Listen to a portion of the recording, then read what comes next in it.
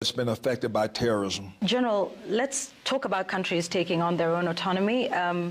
You are on African soil, not for the first time, but this would be a good moment to ask about one of the countries that has taken its own autonomy, and that's Burkina Faso. Your remarks recently at the Senate seem to suggest that he's diverting, that's General Traore, is diverting its 4 billion gold reserves to sustain his military rule rather than for public welfare. These remarks sparked widespread condemnation across the continent. What did you mean by that statement? Let me speak to Burkina Faso's sovereignty.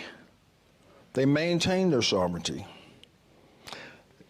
They make their decisions how they use their resources. They make their decisions who their resources go to for military support. That's their sovereign right. But my cautionary tale was just from a military perspective. That was a Senate Armed Services Committee asking me a direct question. Burkina Faso, a lot of great things going on to progress them forward, okay? But then when you look at the military part of it, knowing that that's the epicenter of global terrorism, it was my time to illuminate that this is probably their weakest point, and there needs to be sufficient resources going towards for the whole fight of terrorism in that country. Period. They make their decisions, though. That's their sovereignty, their sovereign right to make their decisions, what is appropriate, what's not. But I wanted to illuminate that it's going in the wrong direction now. ISIS is getting stronger. JNIM is getting stronger. Al-Qaeda in the lands of the Maghreb is getting stronger in that country. And do you think it's getting stronger after General Traore took over?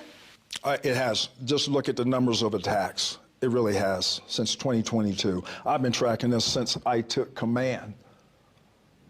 So,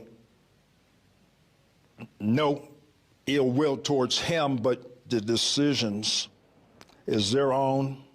They're looking for other ways to be able to, they're still on warfighting footing. It's just going to take more resources.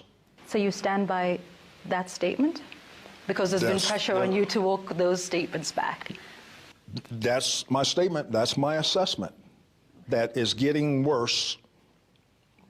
More needs to be done for not just local, but whole of country, because of these violent extremist organizations are seeking revenue.